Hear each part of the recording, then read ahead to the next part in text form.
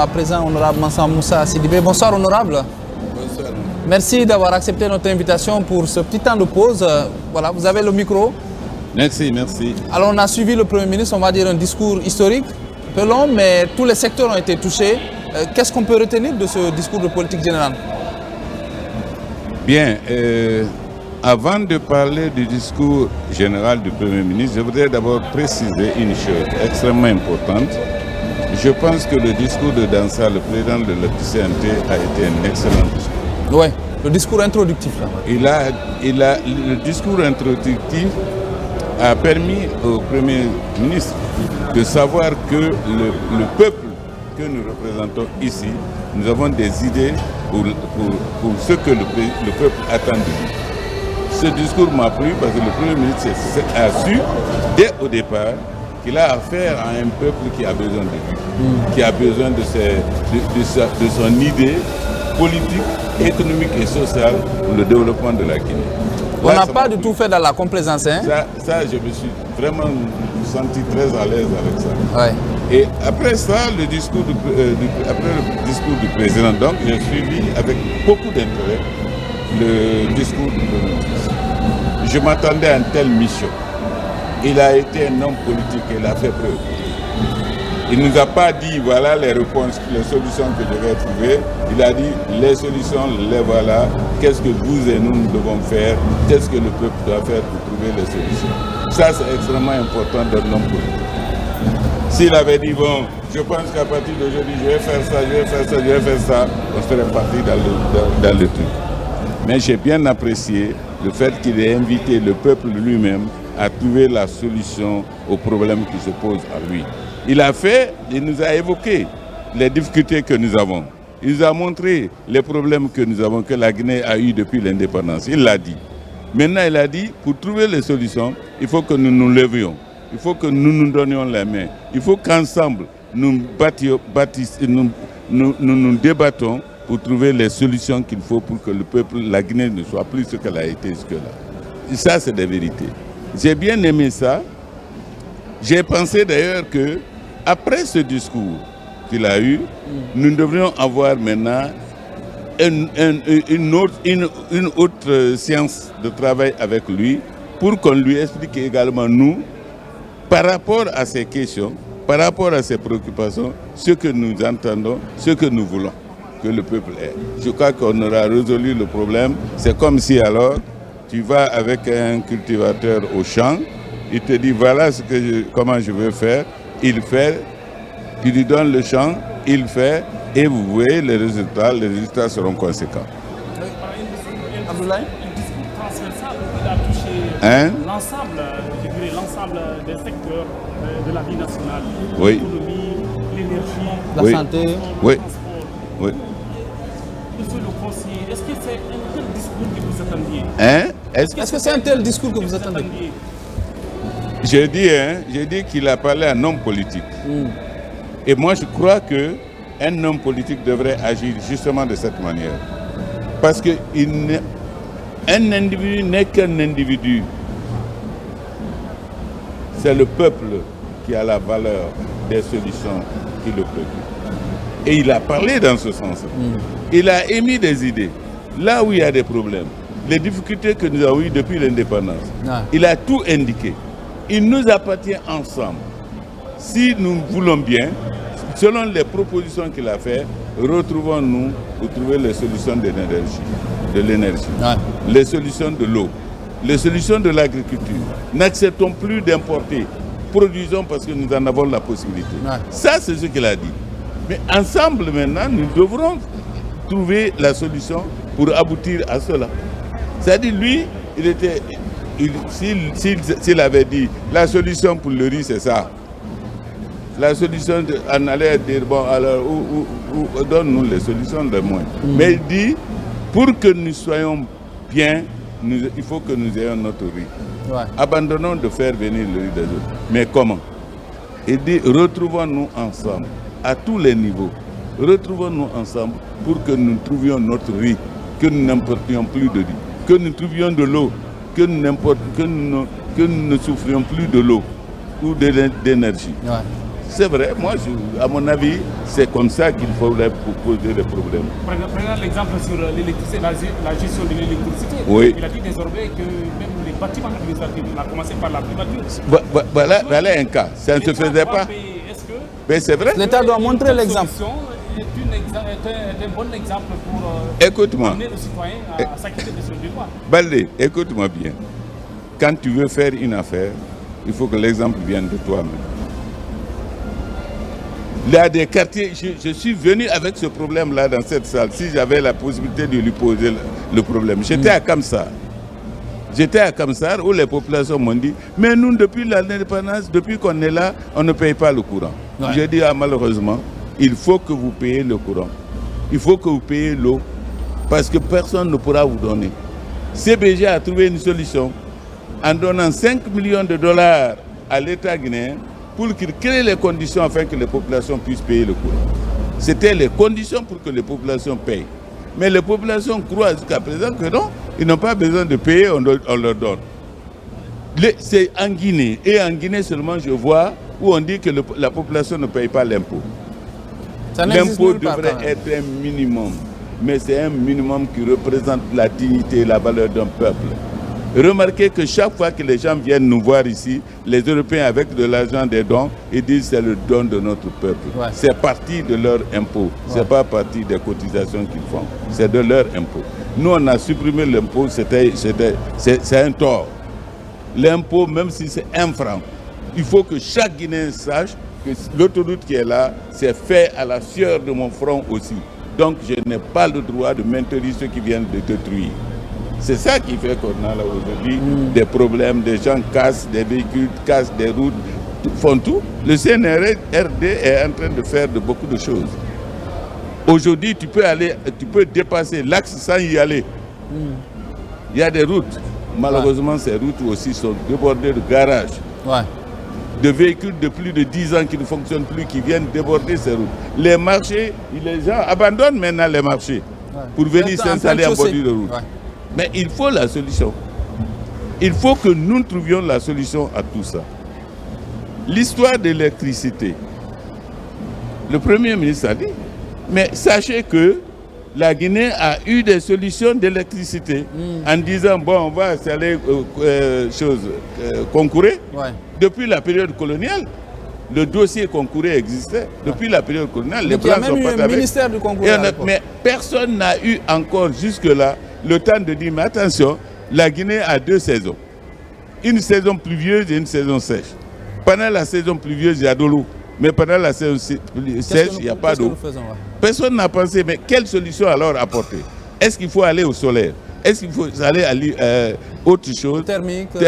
Ou bien, il faut aller même au développement que certains pays font, l'accumulation de l'eau pluvieuse pour les saisons où il ne pleut pas. Ouais. Mais on n'a pas pensé à tout ça. Naturellement, c'est tout à fait normal que nous n'ayons pas de courant pendant les périodes où il y a de l'eau, où il n'y a pas d'eau. Oui. Aujourd'hui, le cap quand même a été fixé. Pour vous, c'est quoi la suite? Il faut se retrouver, mais il faut se retrouver comment? Moi, j'aimerais très bien, après le discours de Dansa, qui a été très indicatif, après le discours programme du Premier ministre, que nous prenions le discours du Premier ministre, nous l'analysions ici, que nous nous retrouvons et nous invitons le Premier ministre pour lui dire, bon, de notre côté et au nom du peuple que nous défendons, voilà les solutions possibles. Alors on peut lui faire des solutions, on peut lui donner des programmes, comment améliorer ce qu'il veut, comment il veut. Parce que sincèrement, dans son discours, la plupart des choses, il dit, c'est ce qu'il faut.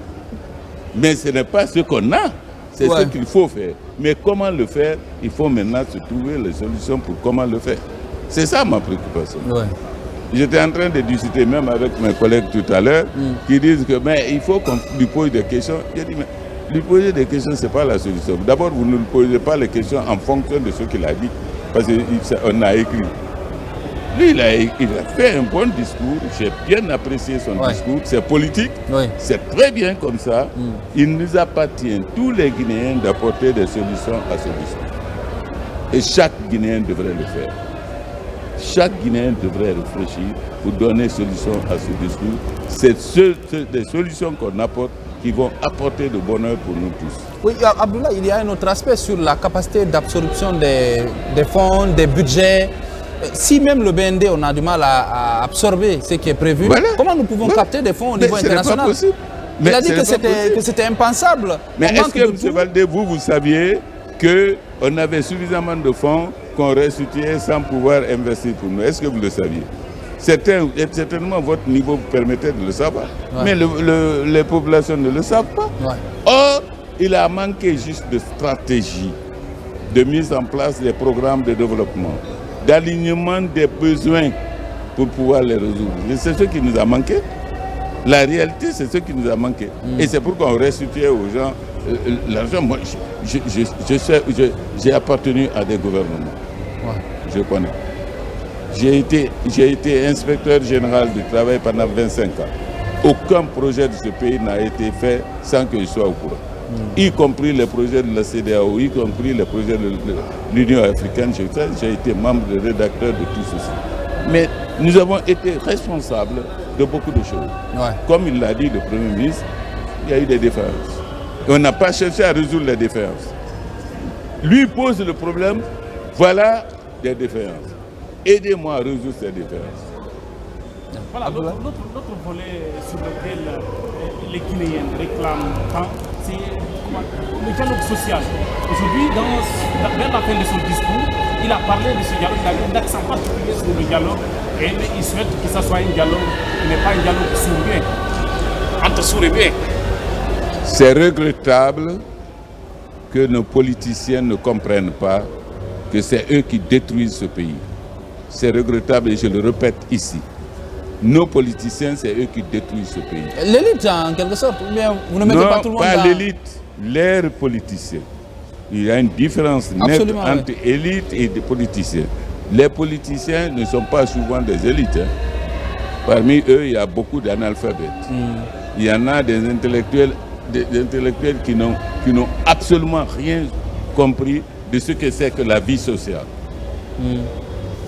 Notre problème, c'est parce que celui qui est là au pouvoir, il veut tout de suite les avantages du pouvoir.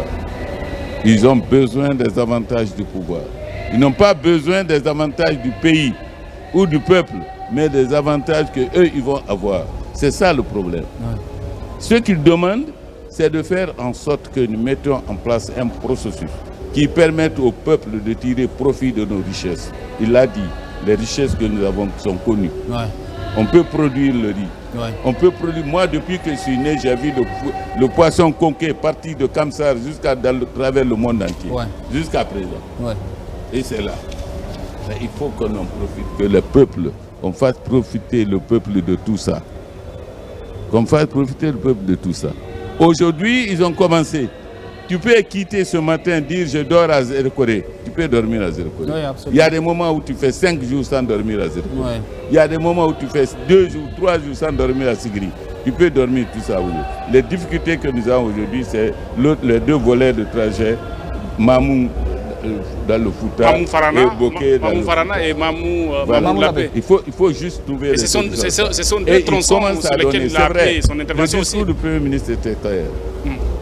Les villes, il y a des villes, les Louma et autres, qui n'ont jamais connu... Les Mali, moi j'étais récemment à Mali pour vous dire... Ils n'ont jamais connu le goudron. Que soit là aujourd'hui, voilà la préoccupation d'un Premier ministre. Il dit qu'est-ce qu'il faut pour arranger tout ça, que tout le peuple, d'ici jusqu'à Zérekoré, d'ici jusqu'à Yomou, d'ici jusqu'à Koundara, que tout le monde soit satisfait de la même manière. La réussite d'une nation, ce n'est pas ceux qui sont à Conakry qui en tirent profit. Non. Ce n'est pas non plus les dirigeants. C'est le peuple. Et le peuple tout entier. Voilà. Oui, Mamadou Alpha, on n'a qu'une pause de 10 minutes. Donc 10 minutes, c'est non seulement pour les conseillers, mais c'est pour aussi, comment on appelle, les journalistes, les techniciens et autres. Je pense que on a beaucoup écouté. Je pense que si Elage n'a pratiquement pas... Non, je fais juste une conclusion. Oui, allez-y. Que j'ai apprécié le discours du Premier ministre. C'est un discours extrêmement politique, où il demande à l'ensemble du peuple de trouver la solution qui le préoccupe. Et lui, il est là pour guider Il est là pour exécuter ce qu'on va trouver. Si on ne Ce n'est pas un messie, il n'y a pas de baguette magique. Il faut qu'on l'aide à trouver les solutions qui nous préoccupent. Si ensemble on trouve les solutions, alors on lui a donné le bon chemin pour sortir la Guinée. Pour sortir de la Guinée. Et il a raison. Moi, je suis entièrement d'accord pour ça. C'est pourquoi aujourd'hui, s'il m'était donné la possibilité de dire à Dansa, non, rejette les questions à une autre fois. C'est une autre fois, c'est de lire ce qu'il a dit, parce que beaucoup ne savent pas ce qu'il a dit. Beaucoup ne savaient pas ce qu'il a dit. Aujourd'hui, on est informé. Mais tout de suite, là, on ne peut pas dire on va répondre aux préoccupations qu'il a données.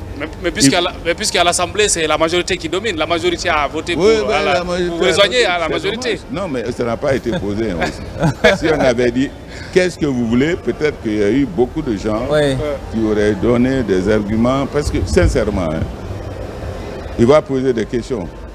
Mais il y a des questions pour lesquelles il dira moi seul, je ne peux pas donner les réponses. Absolument. Oui. Laissez-moi analyser avec mon gouvernement. Est-ce qu'il aura tort? Non. Est-ce qu'il aura tort? Il n'aura pas tort. Mais il se peut aussi qu'il a, comme la loi le prévoit, il peut enregistrer les questionnaires et les garder et les répondre après. C'est mauvais de croire que moi, en ma qualité de Premier ministre, je peux résoudre les questions de tous les membres de mon gouvernement. Il faut être malin. Les gens mettent la corde au cou sur ça. Il faut que le Premier ministre un bon politicien, il saura trouver la bonne réponse. C'est un bon politicien, je suis sûr qu'il y a des questions qu'on va lui poser. Il dira simplement, mon gouvernement va répondre. Voilà, et ça, c'est la logique. Et il a la possibilité de répondre par voie et par écrite. Après, il a tous les moyens. Il peut même dire, bon, je vous invite à une autre séance pour qu'on en débatte. D'ailleurs, je vais chercher rapidement pour lui dire. Après ça. Je pense merci beaucoup, honorable. Oui, on va vous laisser partir. Merci et surtout bonne continuation. On avait l'honorable Mansa Moussa avec nous qui nous a un peu dit ce qu'il pensait de ce discours. Comme le disait quelqu'un, jamais un mauvais dirigeant devant un bon peuple. À présent, nous allons prendre aussi une courte pause. Ou peut-être même nous allons dire... prendre congé de nos téléspectateurs, parce qu'après cette deuxième phase, est-ce qu'on aura la possibilité de tenir un autre plateau spécial? Ce n'est pas évident avec la fatigue qui commence à s'installer quand même. Merci à vous qui nous regardez. C'était juste cette virgule après ce discours, ces deux discours. Il a bien fait de le rappeler. Il y a eu d'abord le discours inaugural introductif du président de l'Assemblée nationale, qui a balisé le chemin. Voilà, absolument. Et puis ce discours du Premier ministre, chef du gouvernement, qui a touché tous les secteurs. Moi, il y a quelque chose qui m'a beaucoup intéressé quand j'ai entendu parler d'unité mobile de santé. C'est quelque chose qui peut bien marcher à mon avis parce qu'à l'intérieur du pays, les gens souffrent, Abdoulaye. Imaginez un simple scanner, à part Conakry, vous ne pouvez pas le faire ailleurs. Si ce n'est pas, on me dit à Kamsar ou à Fria à l'époque. En tout cas, dans son discours, il a soulevé beaucoup d'interrogations et en même temps, comme l'a dit l'honorable conseiller, il a balisé quelques pistes. Il a formulé quelques pistes de solutions. C'est tout cela qu'on verra dans les prochains jours. Parce qu'il a dit que sa déclaration de politique générale cadre parfaitement avec le PRI qui a été déjà adopté récemment par le Conseil national de la transition. Je pense que ce discours reflétera les préoccupations des populations guinéennes.